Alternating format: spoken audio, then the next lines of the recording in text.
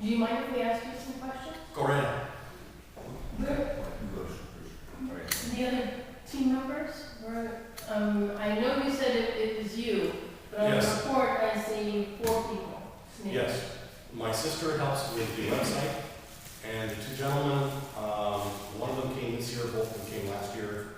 My home last minute to help put it together, and at least one of them will be coming dockside if I actually make it into the water to handle getting this big monster in.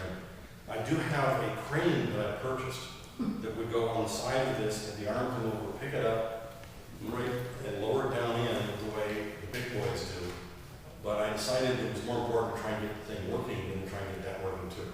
So the crane I left behind this year, it's there in potential. What were your biggest problems? Time, energy, and FRC. Oh, FRC.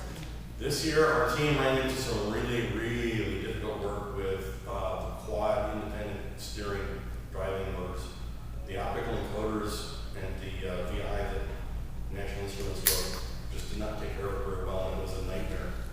And that basically burned January through April.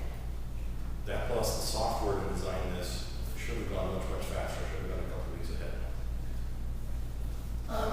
What kind of research did you do to figure out how other people have solved the problem and take those lessons from them? Watching previous ones, reading the tech reports, talking with the pits, trying to reach out what would be a better way of doing it.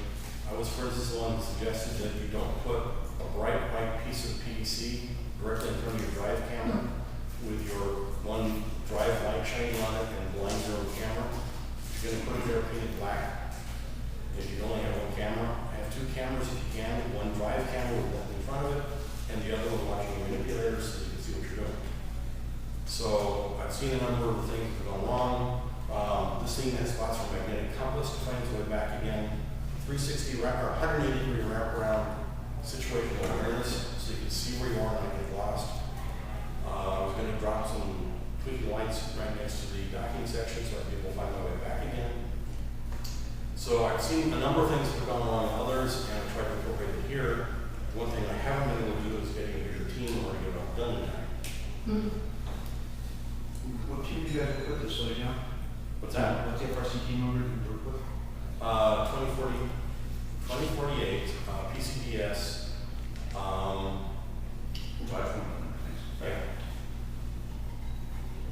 Now the solar power connection, I have a Harbor Freight 3-panel 45-watt system bolted onto the house. I have connected it up to the power adapter here.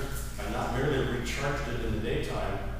That kit, particular kit, came with 2 5-watt 12-volt DC compact fluorescents that I then hung in the front yard and used as the front yard lighting, driven by the ROV's batteries to minimize the entire household carbon footprint. Yeah, I saw that in the report. Yeah. So it wasn't simply going out there one day and recharging. I didn't do that this weekend because the batteries were hard to get back out again. I had watertight seals, which I hate to break. And not a long enough cord to go from the recharging station to where I was finishing building the ROV. I decided it was more important to try and get close to getting in the water than to go for a few bonus lights on it. How much does it weigh? Around 50 pounds. Really? Why did you make it out of steel? It's aluminum. I mean, why did you make it out of metal? I felt like I had more control over the shapes. Plastic comes in round and round. And the batteries don't fit into round very well. Electronic boards don't fit into round terribly well. One of the other teams I'd seen before had a long tube that they stuffed their electronics into. When they sealed it, it failed. When they opened it up and put it on the bench, it worked. There was something about compressing it and folding the wires that did it. I wanted a box that was open. I could get in there without putting any wires. I'm changing the situation. I wanted a clear lid so I could look at it and see before I touched anything if I could see what's going wrong. So the idea was to maximize accessibility, and that came easier in square shape, even though square shape were harder to pressurize. So Aluminum has the advantage of not rusting, has a disadvantage being very hard to weld. So, Time. That's right. Can we look at it?